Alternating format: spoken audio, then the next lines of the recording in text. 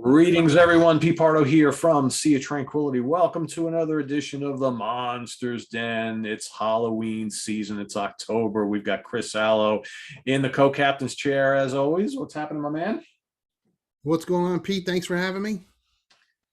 As always, a pleasure to talk horror movies with you. And we're going to revisit what was a popular episode a couple weeks ago. We're going to do part two of made-for-TV horror. So 70s, 80s, early 90s, a lot of made-for-TV movies showing up on CBS and NBC and ABC, the Sunday night movie, the Friday night film, all this kind of nonsense. So we talked about some good ones in episode one. We've got some leftovers for episode two. So we've each got five. I mean, I can't, I guess, overstate how important, growing up, Pete, as I'm sure you felt too, how important watching movies, we had 7 channels.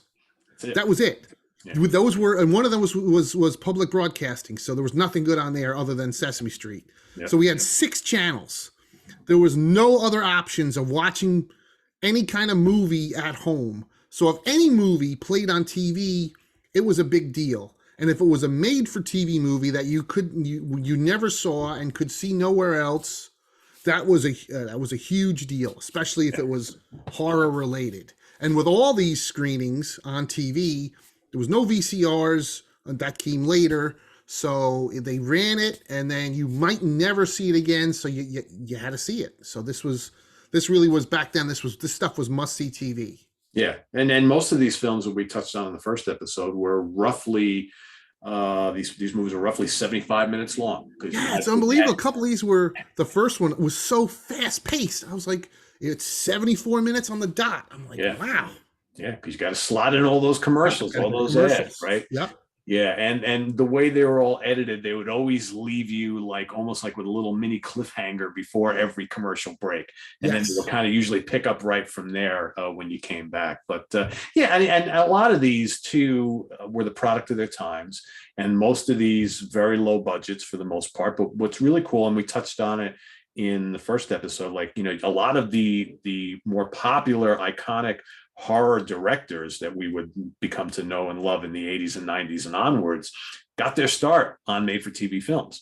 So absolutely. We talked about John Carpenter in episode 1, and I got one in mind here where a certain director got his start doing TV films, and then before you know it, he's the biggest director on the planet. So it was a good breeding ground for a lot of movie stars, directors, producers, that whole sort of thing. So absolutely. Cool. So having said that, the first one is one I vividly remember seeing as a child.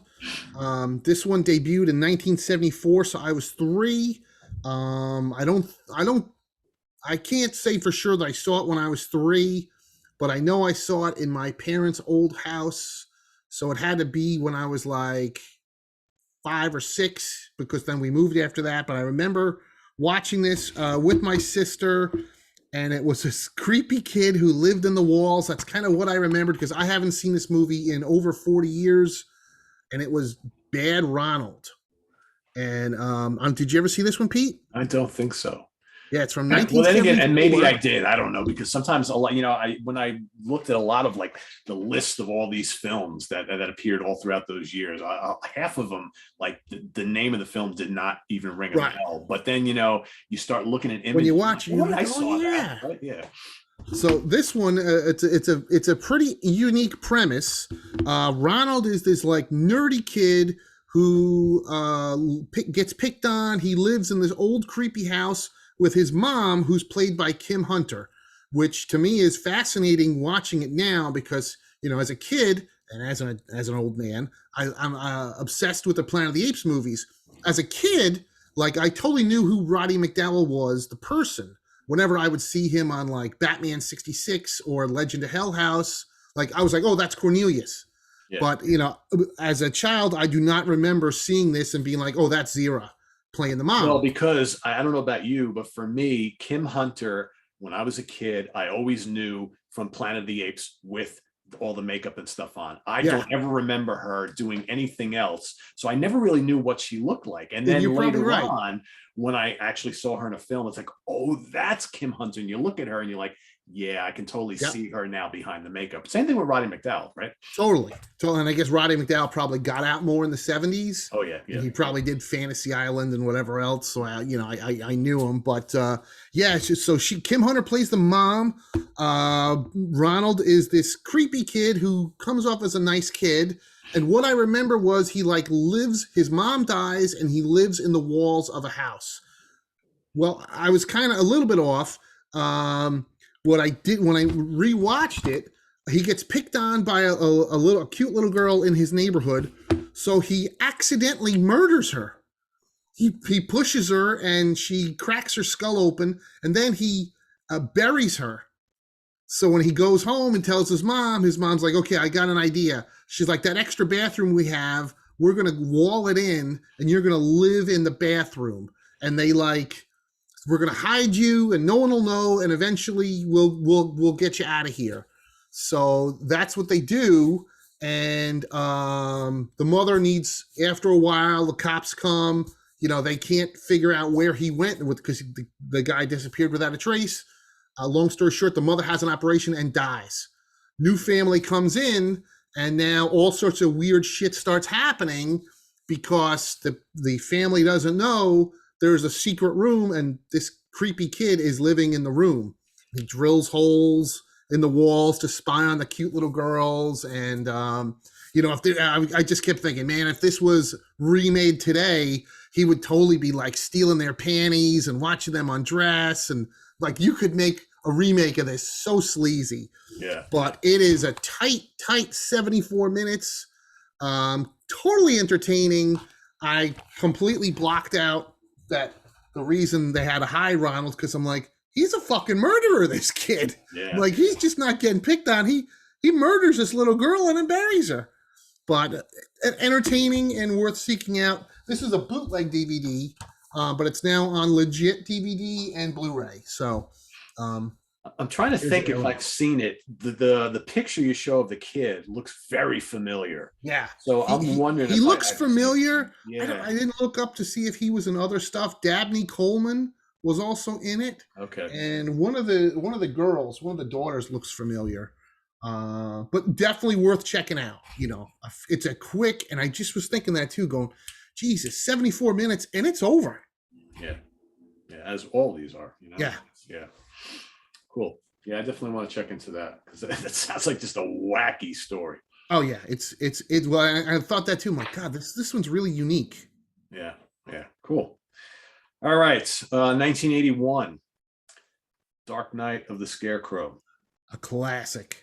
Just came out on Blu-ray not that long ago, I guess, a couple years back. Got a really nice recommendation on the front. Marvelous. I was terrified by none other than Vincent Price.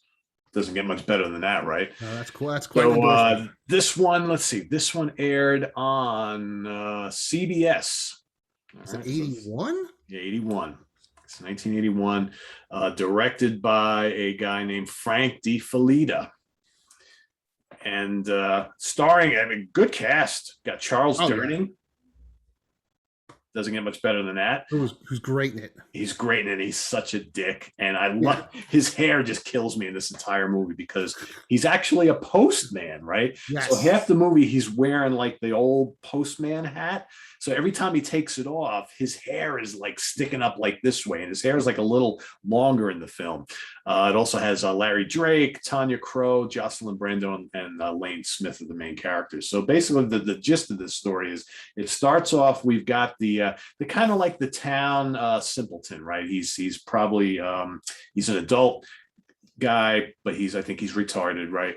And he befriends one of the young girls from the neighborhood, and she's probably like, I think 10 or something like that, if that. She's very, very young, and they're out playing whatever, and it's in a small town, and they wind up playing near someone else's house that has a dog, and the dog apparently gets pissed off that they're on the property, so the dog actually winds up attacking the young girl.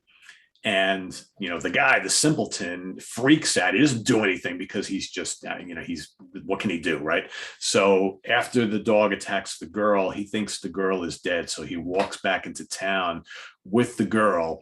And they run into, then all of a sudden Charles Durning's character, again, he's the postman, and a couple of his buddies who are also like just town dirtbags, right? They're just nobody. They're like the construction guy, I don't know, I don't even know what the other three friends do, right? And they take it upon themselves, like, oh, the simpleton guy, and I forget his name, what his name was in the film. I forget. Yeah, Bubba. His name is Bubba. It's like, oh, Bubba, the idiot, he must have killed the girl. We've got to do something about it. So they decide to take it upon themselves, never mind going to the police, right, or the sheriff.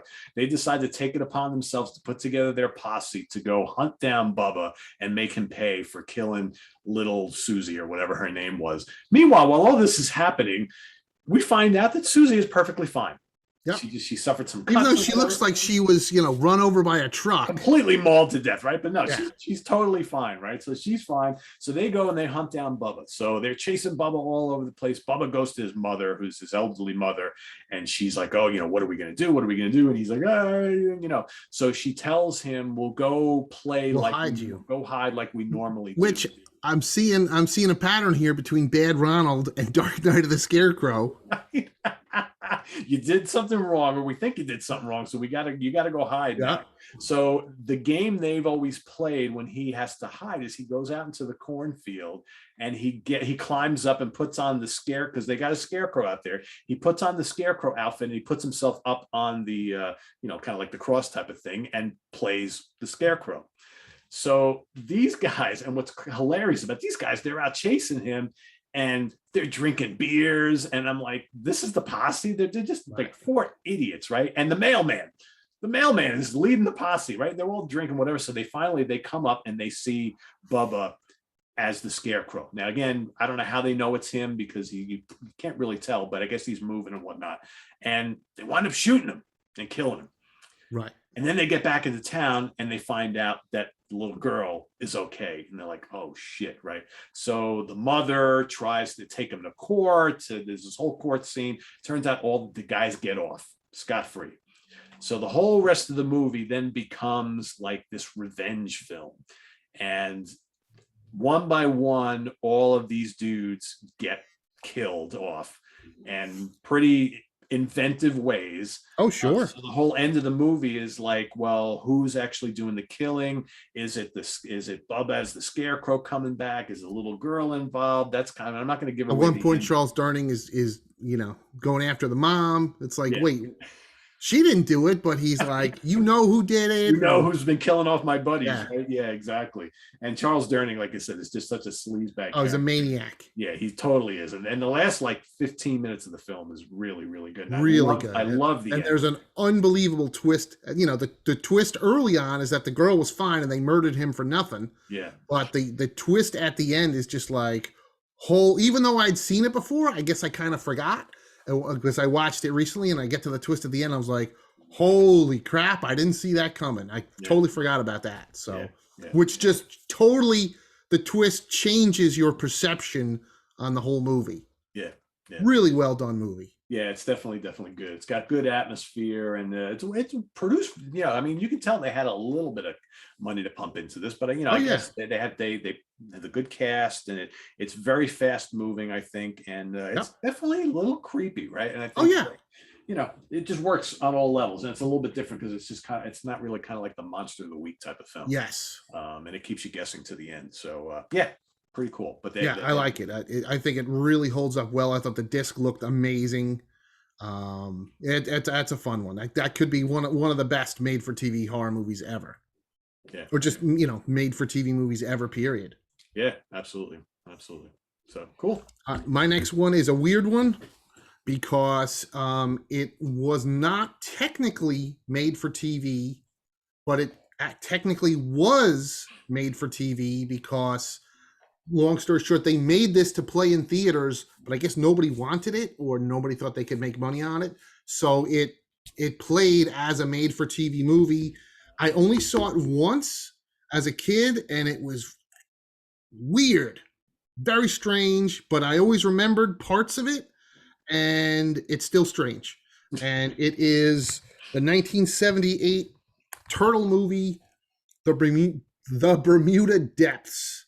Apparently this ran in 1978 and got huge ratings, and it was re-aired in 1980, which is when I remember watching it kind of late at night.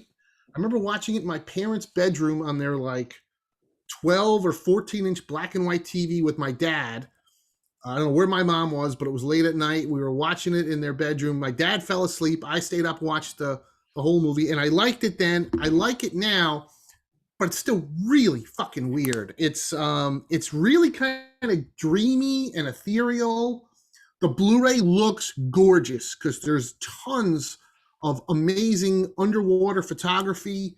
It stars Connie Selica from that TV show Hotel, who's gorgeous. Oh yeah. Lee McCloskey, who was in Dario Argento's Inferno, and Carl Weathers from Rocky and Predator, and now The Mandalorian, and Burl Ives, who famously did Santa Claus in the Rankin Bass Christmas little animated cartoony things, which I should mention, it's a really weird co-production between Rankin Bass and Sabura Productions, who did the Ultraman movies. Yeah. Apparently they did 3 movies.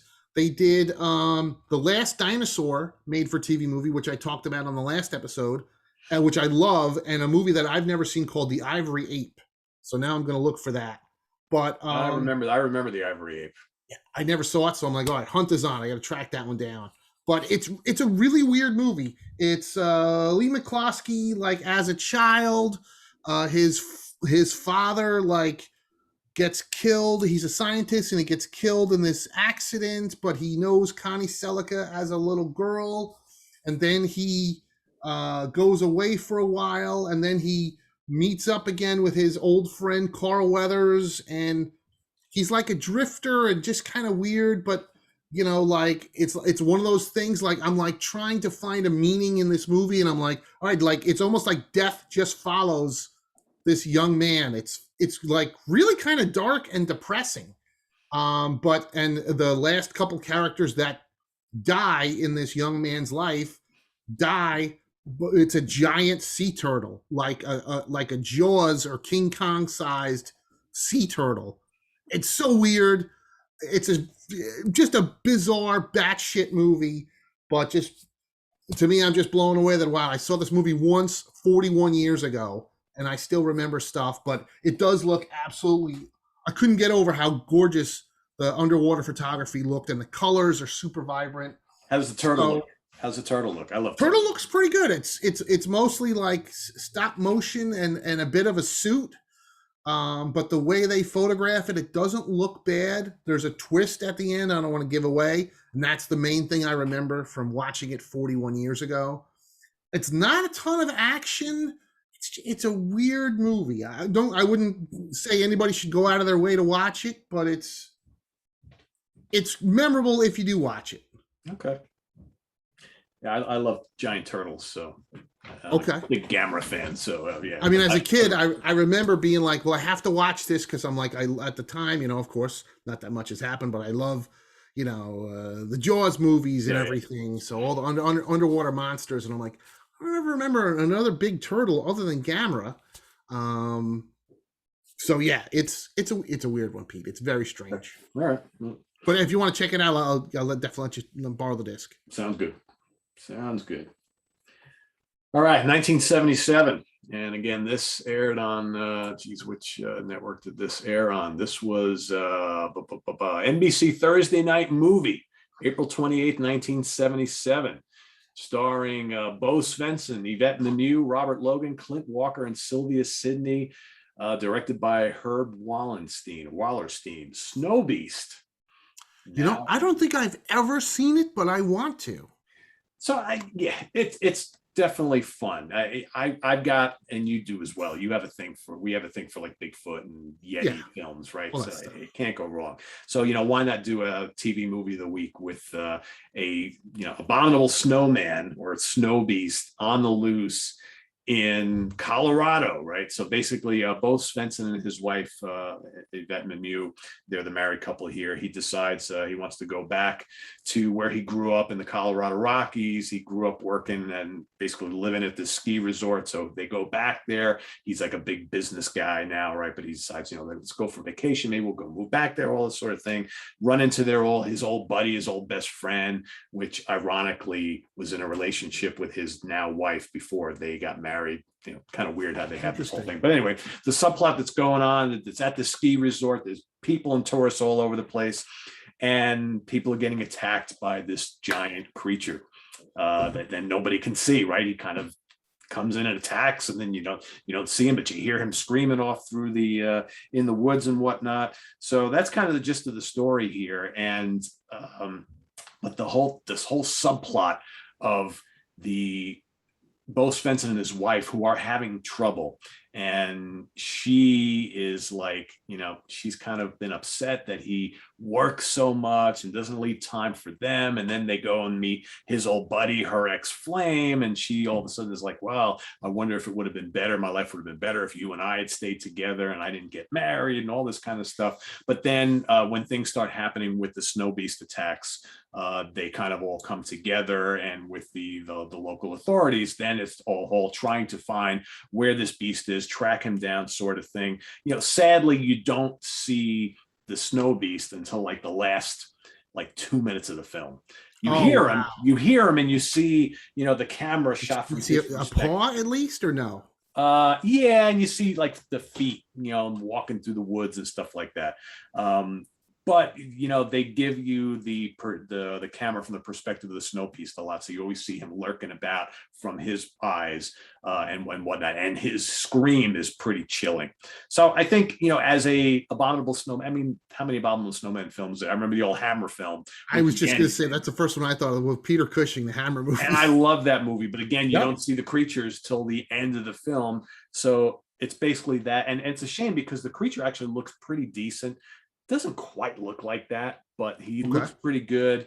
But you just don't see him often enough. And then there's this whole kind of battle at the end of the film where they trap him and all that. So worthwhile. It's fun. It's a good TV movie. Like I said, if you love Bigfoot films and abominable snowman films, it's definitely worth checking out. Nice. All right, I'll have to borrow that one off you, Pete. Yeah.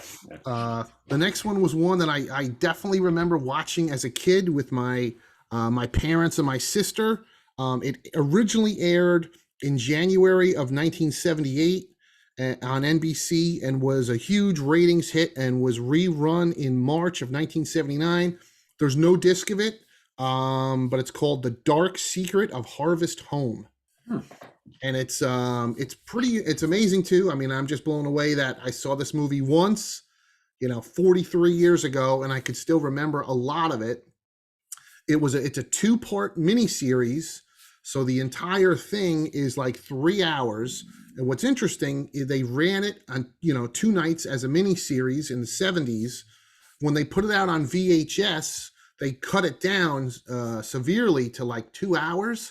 And they also aired it, I think on the Sci-Fi Channel, and it was cut. Because I've been trying to locate a bootleg of it for years. And most people have been like, oh, don't get the most of the bootlegs out there are the truncated version. Thankfully, somebody uploaded the whole 3-hour version. It's in the 2 parts on YouTube, so you can watch it for free if you're interested. The Dark Secret of Harvest Home. Basically, it's a family, a husband and wife, and their young hot daughter, Rosanna Arquette, who's a young girl at the time. They wind up getting lost, and they wind up in a small New England town somewhere in Connecticut, where everything is old school. They're very much like the Amish in this little town. Like, they have telephones and they have cars, but like they don't. They're big on farming, and they're not allowed to use like big tractors and stuff because they're going against the way. And it's very like cult-like and typical. It almost kind of reminded me of a giallo because the husband, he starts asking a lot of questions and finds out that there was a young girl that used to live there and she disappeared. And there's just weird creepiness that goes on. The ladies, his wife and his young hot daughter, they're having the fucking time of their life. But he starts to question stuff, and throughout the whole thing, Betty Davis plays the widow and the town elder, so to speak, and everything's got to go through her. And throughout the entire 3 hours, almost the entire running time, everybody's telling this guy, it would be like, let's say his name was Pete. It's like, Pete, stop asking these questions. But does he listen? No. Nope. And things are not going to go well in the end for this guy. And there's a lot of filler, but it's genuinely pretty creepy. And when you get to the end, I'm just gonna have to spoil it because I don't know any way to dance around it. But and there's a guy who keeps telling him, his next door neighbor who's blind, and he's like, dude, don't stop asking these questions. You don't want to know the answers. Just stop. So I'm gonna give the twist. So spoiler alert: he finds out that on a certain night, all the women in the town go out into the cornfield, and they're sort of like, they're not witches as far as like lightning and stuff, but they're kind of like practicing witchcraft and Mother Earth and all that shit. And they every couple of years they find a local townsman, like a young stud, and he fucks one of the broads, whether she's married or not, to get her pregnant. And as soon as the guy is done coming, they chop his head off. So the husband comes in and watches the young buck screwing his wife while all the ladies in town are cheering him. And it's like, and I just remember when I watched it, it's like a week ago, I was like, holy crap, I can't believe they got away with this in 1979. I was just going to say that. This was a made-for-TV movie? Like, wow. I mean, there's no nudity, of course. If we remade it now, it would have to be nudity, but they're all in like sheer negligees, and, the wife is pretty good looking, and he's, she's writhing on top of him, and I'm like, wow, okay, I know there's no nudity, but they're totally supposed to be fucking, and then they chop his head off.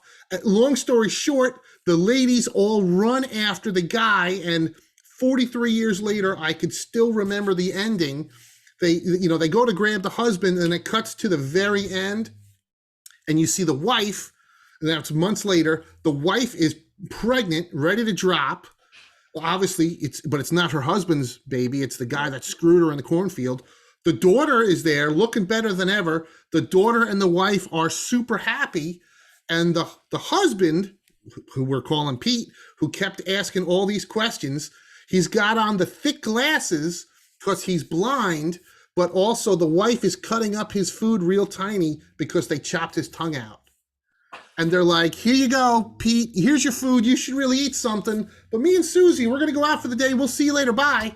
And I'm like, as a kid, I was like, this is fucking crazy. That I remember this twist ending from 40 something years ago. It's definitely worth checking out. I hope it. And I think I've watched like all of the Rosanna Arquette films, especially from way back when. When I was younger, I was like, she's young. Don't get me wrong. Maybe she's a little too young in this. Maybe she's 16, and I'm like, God, she's gorgeous.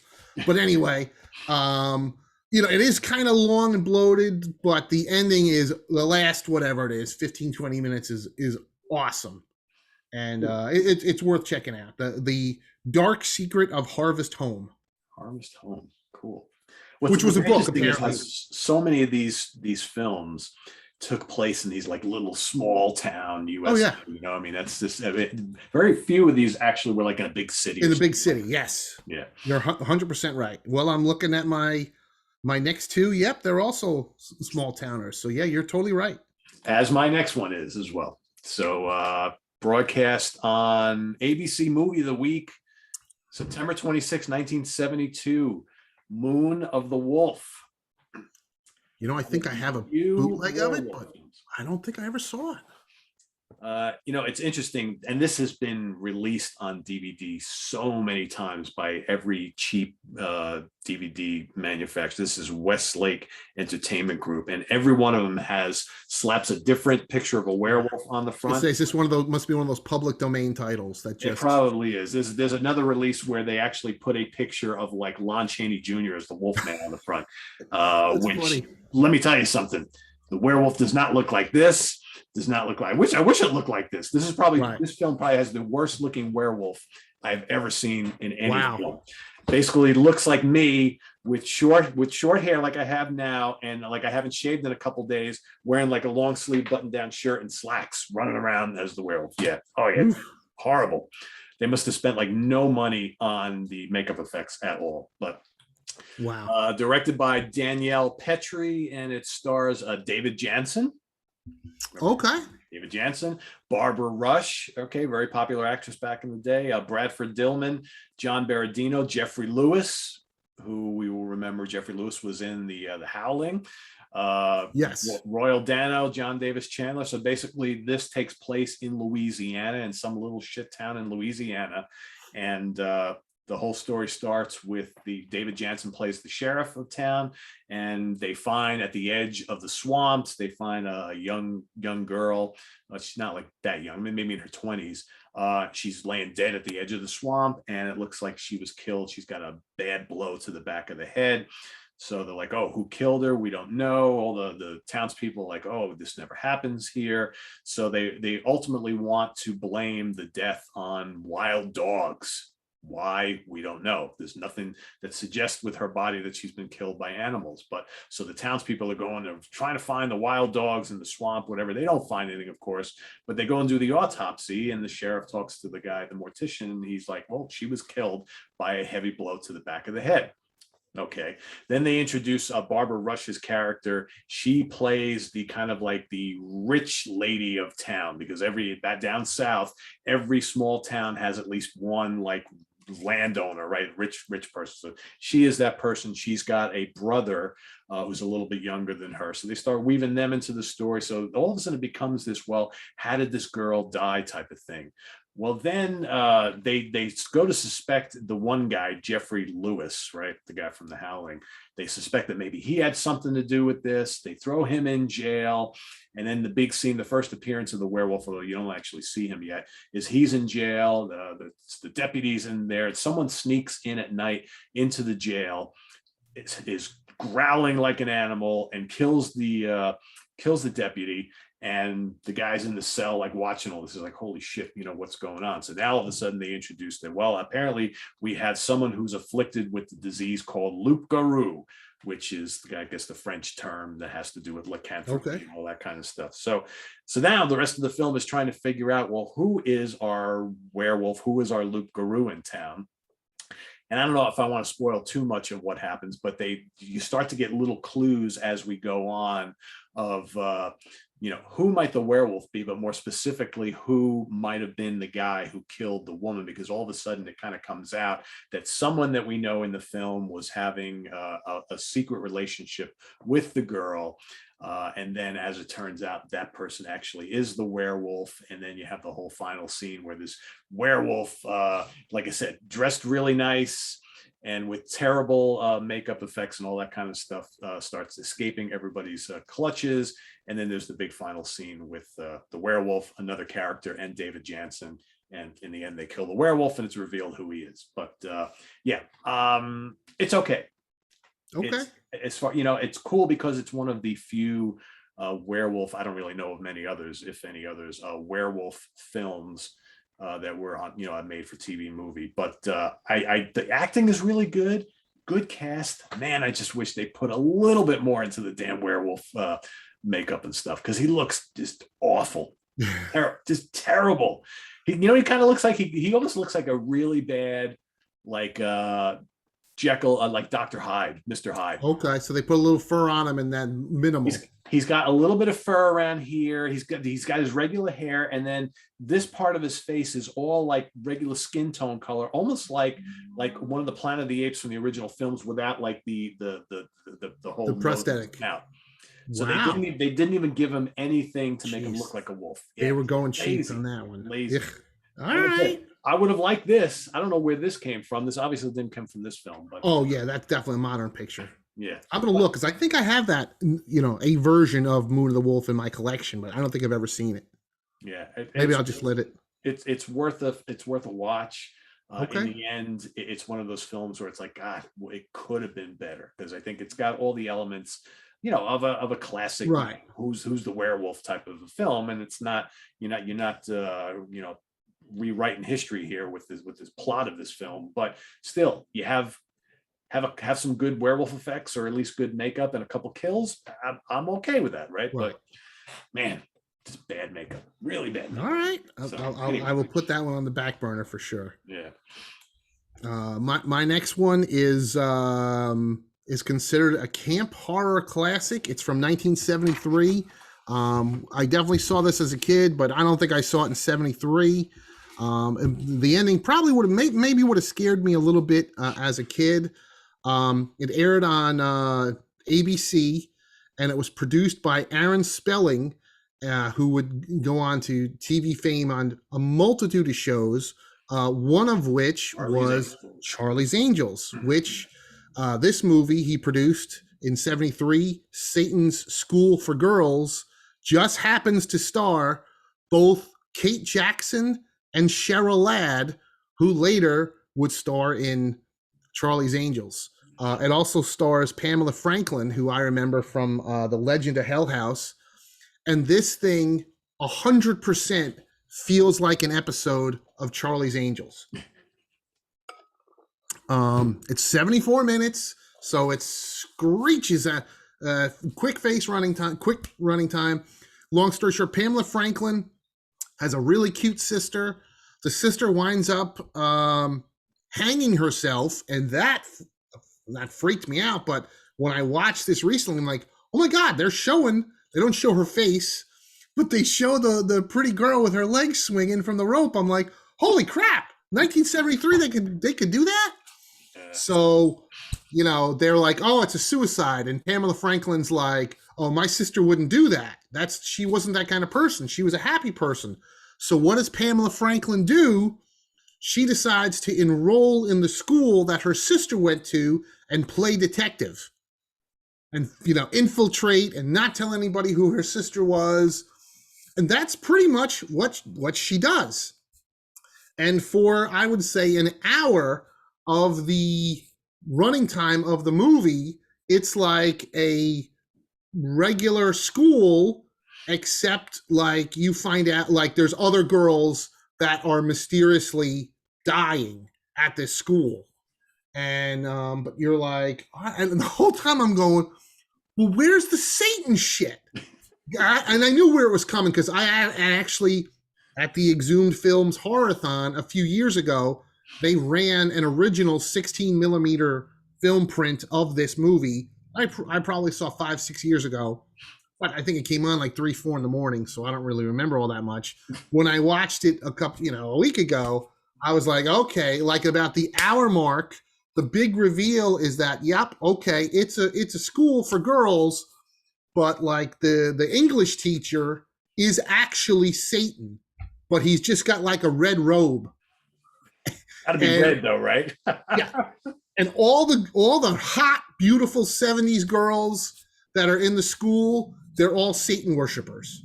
And you find out that the sister, spoiler alert, was, trying to get out. And it's goofy. It's fun. It's definitely worth checking out. Yeah, it's a blast. And it is funny seeing the two Charlie's Angels, especially together on screen before they were Charlie's Angels. Yeah. So, and what year was this again? 1973. Oh, so it's not that long before. Yeah, because when did I was just going to say, I mean, Cheryl Ladd was the replacement, but for Farrah Fawcett. But yeah, it's got to be like 75, 76 is when the show probably started. I would think. I didn't look it up. Yeah.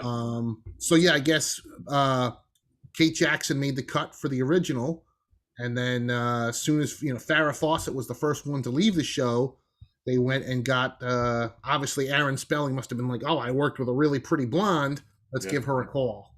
But yeah, it's definitely fun. I think it's on YouTube. I think that's where I might have seen it. And the funny thing is, I know I have a DVD, but I don't know where it is. But the funny part is, I remember renting this on VHS in like 1987, and it just had like a cartoonish, like almost like a comic book painting of like these girls in like these hot girls in like super tight white t-shirts with pentagrams behind them, and I'm like, this will be awesome. And then in 1986, I bring it home. I'm like, this is a fucking made-for-TV movie from the 70s. Like, there's not gonna be any tits and ass in this. No cool monsters. I was so disappointed. I don't even think I watched it till the end, but that could be a whole nother episode of disappointments in the 80s from the covers. But Right. I definitely remember renting this as a kid, and I did not appreciate it like I do now. Too funny. Yeah. It's like, damn, I really wanted this to be great. Totally. I mean, like Satan's School for Girls, the title alone, like in Roger Corman's hands in the 70s, this could have been amazing. Yeah. Yeah. Yeah, that's one of the greatest titles of all time. Yeah. Oh well. And again, crazy to think that 1973, a major TV network is like, yep, let's greenlight a TV movie called Satan's School for Girls, and we'll put it on prime time. Would never happen. Never happen today. No, never happened today. Oh man, yeah, that sounds interesting. Yeah. All right, let's go to 1990, which I think this might be one of the more recent ones. Not that it's recent anymore, but it's over 30 years ago. But this was, for me, I think one of the last notable ones that came out on, this was ABC. So this was actually what they call kind of a miniseries because it ran over 2 nights in 1990. This was the TV adaptation of Stephen King's It. So of course we see Tim Curry right there playing Pennywise the Clown. There he is right there again as well. So, and this directed by Tommy Lee Wallace. Really great cast here. We got Harry Anderson, right? Who of course was on Night Court. Is that the show he was on? Dennis Christopher, Richard Mazier, Annette O'Toole. All right, pretty early on in her career. Tim Reed from WKRP in Cincinnati. John Ritter from Three's Company. Richard Thomas, John Boy from the Waltons, and of course, they were digging deep. Yeah, I mean they had a great cast here, and this is not even including all the actors that played them as youngsters, right? So yeah, I mean I think we've talked about the story about it quite a bit. Again, it takes place in the little town, a town of Derry. Everything takes place up in Maine, right? Because that's where Stephen King is from, and there is this kind of sinister creature who is kind of living underground in the sewers, and that's Tim Curry playing Pennywise the Clown, and he winds up taking Richard Thomas's character, which is his name John, Big John. If I forget all the names of the characters. Anyway, he's his younger brother Georgie is out in the rain one night with his little newspaper made little boat that he's watching goes down the drain. He goes to go try and grab it. Of course, there's Pennywise here talking about, oh hey Georgie, we got all these great things going on down here in the sewers. You should come down, whatever, blah blah blah, trying to trick the little kid into doing what he wants. And then the little kid's apprehensive, but he goes, well, don't you want your boat back? It's like, oh, sure. So of course he grabs him, pulls him in. And I love, Tim Curry just played such a great Pennywise. It's very different from, I forget the actor's name who plays Pennywise in the Skarsgård. Yes. Yeah, absolutely. So, but because, Curry had this kind of very silly look to him, but then he could turn, and then at times he acted, act all hurt and all sympathetic, and then all of a sudden the teeth would come out and he'd be like, all right, I'm actually not a good guy. So it just goes, the whole film, the first part, night one, deals with this band of kids who are all friends who, get together to try and deal with the Pennywise character, who of course is out to capture all the children of the town, right? And then part two, after they think that they've killed off Pennywise, right? Then they all go and they grow up and they move away, go into their careers. The only one who stays behind is Tim Reed's character. And he finds out as they're all adults that he sees things happening in the town that leads him to believe that they didn't kill Pennywise, that he's actually back. So they go and he calls them all back. They all don't want to deal with it because, it's kind of like a nightmare that they wanted to forget from their childhood, but they come back, they band together, and they go to battle with Pennywise. Big climax at the end. Who's going to make it? Who's not, so to speak. Really well done, because at the time, in 1990, the It book by Stephen King was still fairly fresh and new.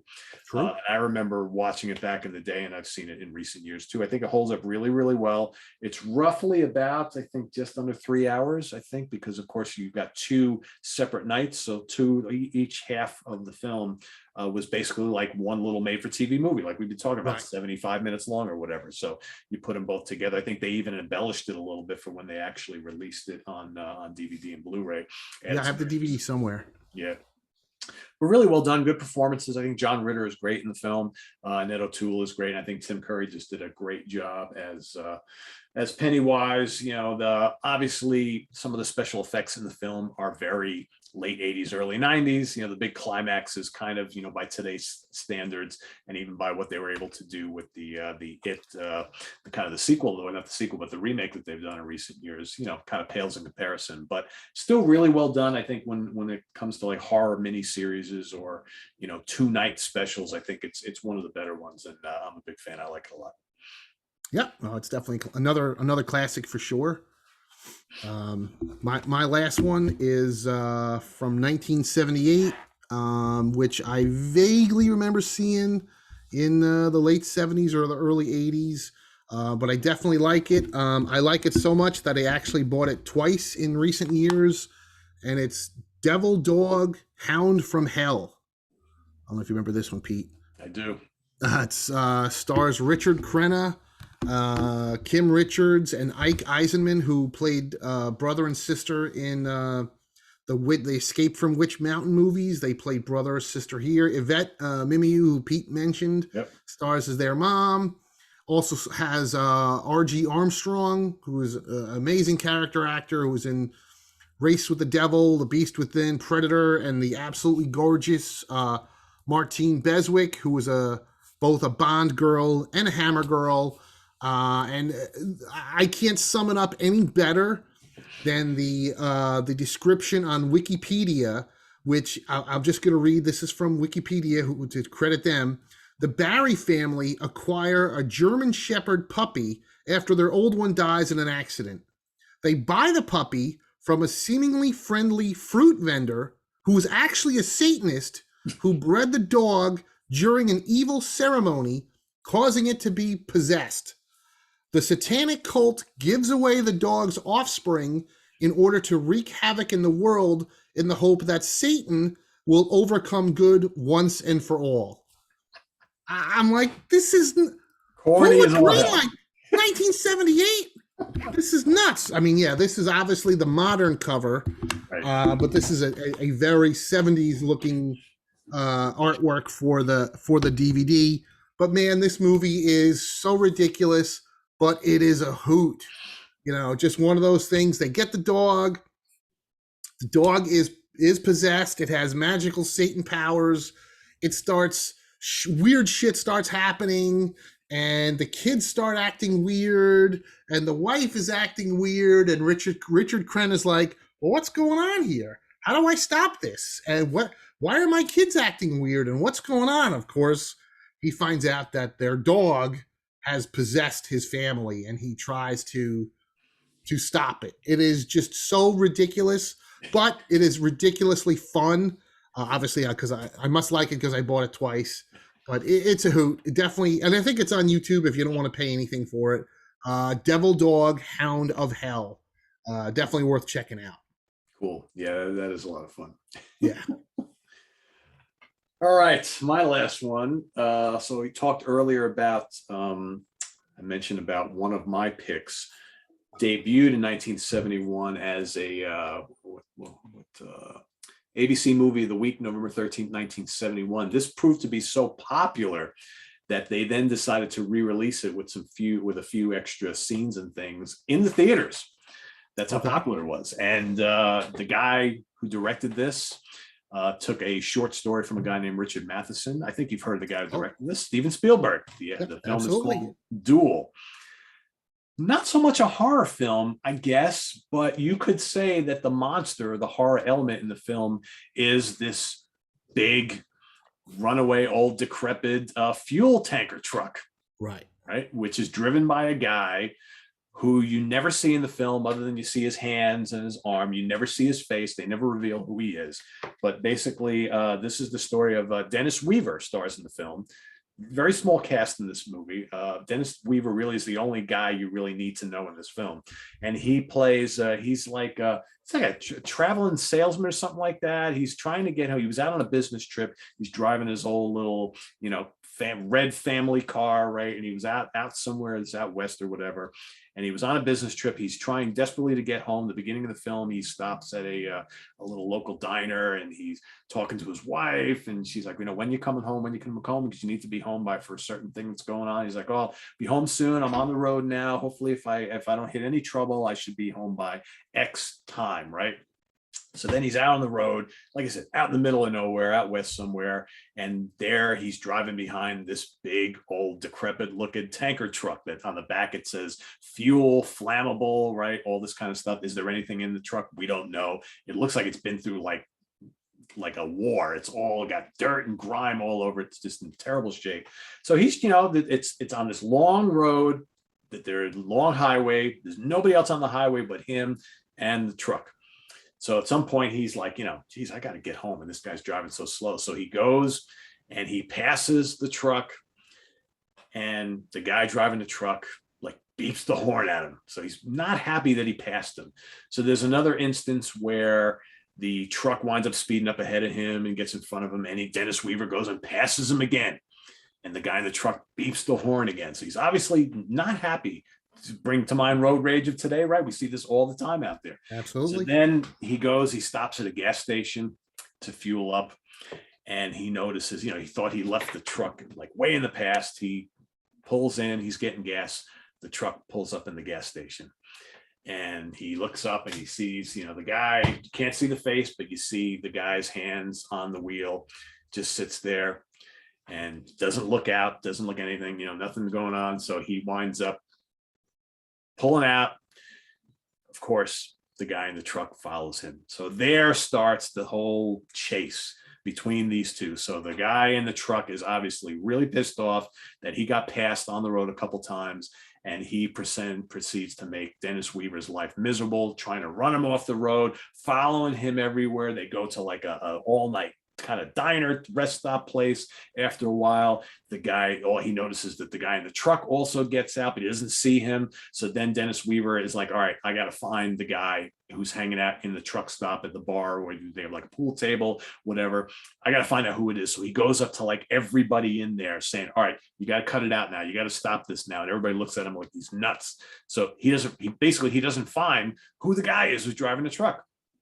He eventually winds up leaving. He thinks the guy in the truck is gone. He appears again. Then there's a broken down school bus with a bus driving a bunch of kids. They're having trouble with the bus. They can't get the bus going. So he pulls over, tries to help, push them, whatever. Then all of a sudden, out at the end, there's a tunnel in front of him. There is the truck turned around coming at them. He's like, oh my God, this is the guy who's trying to kill me, whatever. The bus driver's like, what are you talking about, right? So the truck driver pulls around, pushes the bus, gets them started, then begins his whole siege against Dennis Weaver again. So the whole movie is this kind of like horrific chase between the truck and Dennis Weaver. And it's got a really cool climax, but in the end, you never see who the truck driver is. And it's 74 minutes of, pretty intense. Yep. Like kind of chase scenes with this big, menacing, nasty looking fuel truck and Dennis Weaver, little piece of shit sedan, right? As he's desperately trying to get home to his wife. And this truck driver is like, no, I got the rage. I'm going to make your life miserable. And whether he actually was planning on killing him or not, we don't really know. But he gets to a point where he's pretty murderous, and Dennis will tell anybody he sees, like, this truck driver is trying to murder me. He's trying to kill me. So it's a pretty cool movie. And like I said, it was so popular that they added some extra footage to it to release it in theaters. And I won't give too much of it away, but there was a lot of controversy with the end of the film, because, you spend 70 something minutes watching this fuel truck that every shot says flammable. And then the big climax at the end, the fuel truck never blows up. And apparently the creators of the film wanted Steven Spielberg to go back and reshoot the ending and have this big explosion. And he was like, no, I'm not doing it. Not doing it. Wow. Interesting. So, yeah. So Duel. Well, yeah. And if I'm not mistaken, I think Zanuck and Brown, the producers of Jaws, saw Duel, and that's I think that's what influenced them hiring Spielberg to do Jaws, because it is such a a tense thriller. Yeah, he did one other. Well, he did a horror film, like a ghost haunted house story for TV, I think the year after he did Duel, but then right after that he went straight to Jaws. Nice. So, yeah, it's a classic. Yeah. So there we have it, everybody. More TV horror, made for TV horror, 70s, mostly 70s ones on this, couple 80s and one 1990s. So thanks everybody for watching. Chris, you want to tell them we got a fun show planned for everybody next week? You want to tell them what we got here? Yes. For next week, we have a special guest. We have David LaGreca from any wrestling fans would know him from Busted Open Radio. He's going to be our guest, and apparently Pete's gotten a lot of requests for top 10 personal favorite horror movies. That's all time. So that's what we're going to plug next week.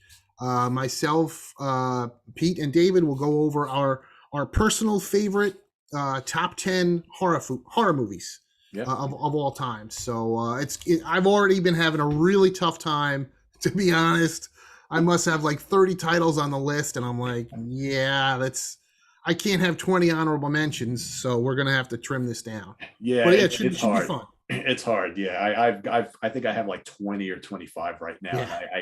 I have what could be my top 10, but every time I look at the honorables, I'm like, oh man, I feel bad about leaving anything. Yeah, but yeah, so this should be fun. So we'll have David from, like I said, from Sirius XM Radio. So yes, be cool, and we will be in the garage, will we not? So yeah, knock on wood, we'll be in the movie room, and it should be fun. Yeah, so that'll be coming to you next week. So stay tuned for that, and a lot more here on the channel between now and then.